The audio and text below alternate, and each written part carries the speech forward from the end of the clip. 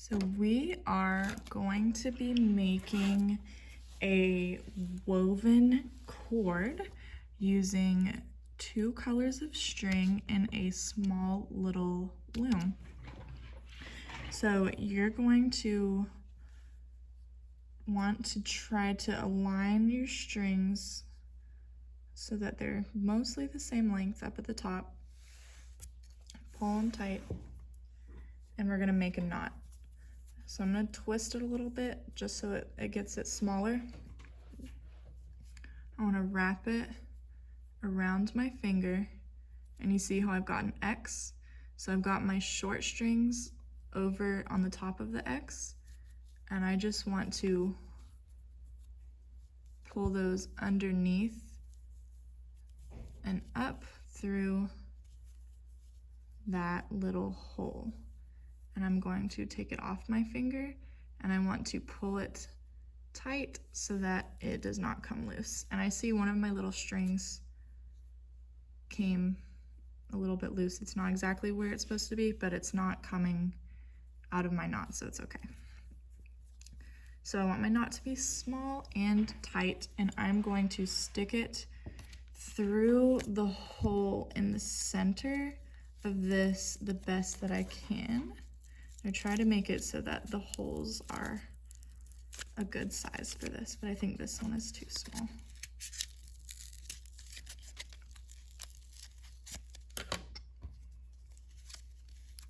So I'm going to stick it through and pull it out the other end,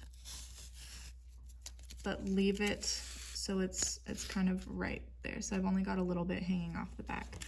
So this is a special kind of loom that will make a cord come out of the back. And it takes a minute to get it started, but once you get there, it looks really cool.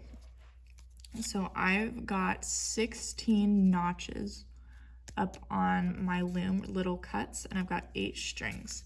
I want to pull 2 strings of the same color up at the top,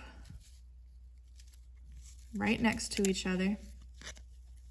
They're the same string, and then I want the other 2 to be on the bottom on the opposite notches so that it makes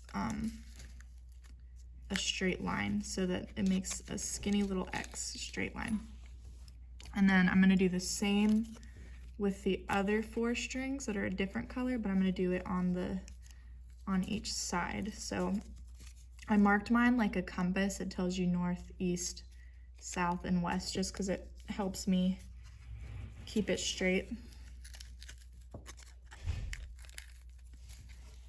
And now I'm going to do the other side just like that. I want it to be the opposite. So I've got a little X, I've got a blue X and a pink X. And so basically we're just going to pull a string off and put it on another notch each time. You're going to turn it just a little bit, and you'll see, because the X's will kind of move. And then on the bottom, once you've got a lot done, it'll start to grow a bracelet. So you want to stay left on the left and right on the right. So I'm going to take a left bottom string, put it on the left top right next to it so it looks like a fork. I'm going to take the right top string and put it on the right bottom so that I'm back to my 2 X's, but you can see that the X moved over a little bit. And so I'm going to turn it, and I want to bring my left bottom to my left top and my right top, because now I've got 3 at the top and I want to have 2 on each side on the bottom. And I can already see the braid starting to happen a little bit, and the bracelet might start to come up towards you. Just pull a tiny bit on the back to make sure that it doesn't do that. So I just did the blue, so I'm going to turn it again and do pink.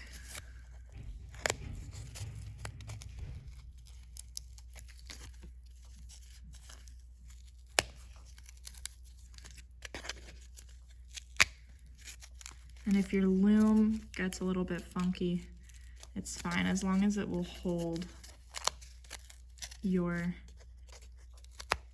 string in there. It's not a big deal, but hopefully these won't fall apart. But you can see mine is a little bit bent right here, but as long as you keep going, it shouldn't be a big deal. You can see mine popping up a little bit, so I'm just going to press it down.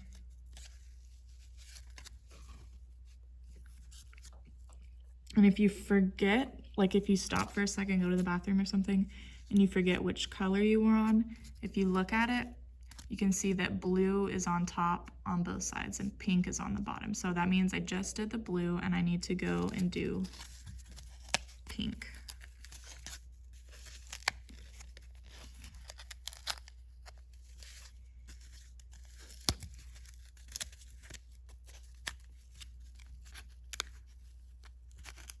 I'm turning it clockwise, the way that a clock turns, so the top going down towards the right.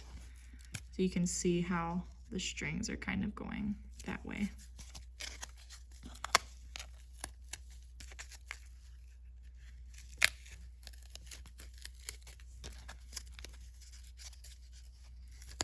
And I'm not sure how long this will take. It might take one class to do, it might take more than one class to do.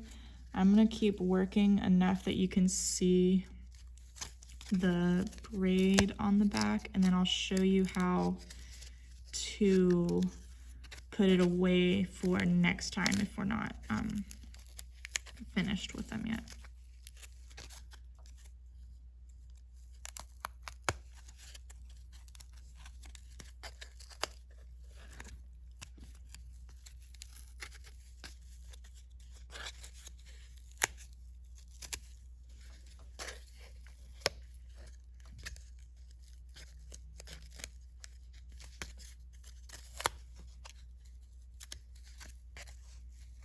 You don't have to pull it super tight, so tight that it like bends your loom, but tight enough that it goes all the way across without hanging off. And this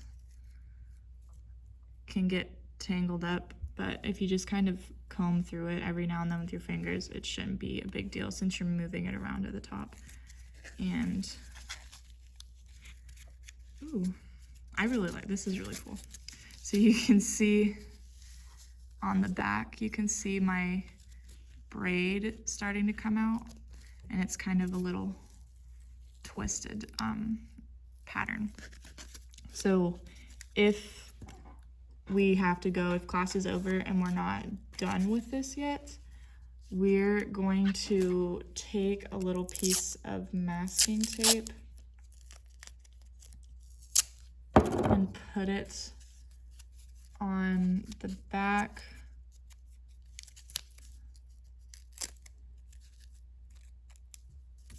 just on the loom, but where it's not making it so that it's not usable anymore. So I'm not like covering the notches with it, but I'm gonna write my name, my grade, say that this is first grade, Monday, blue table, because this has not a lot that keeps it different from another one. So this could be 10 other people might have chose blue and pink, and if this accidentally throws in with like third grade Tuesday, it is basically gone forever because it's it doesn't have a lot to help you find it. So I want to make sure my name is on there. This little piece of tape. We don't want to write on the cardboard because if these, hopefully they stay nice and we can keep using them, we can use them after, because we're going to take it off the cardboard whenever we are finished.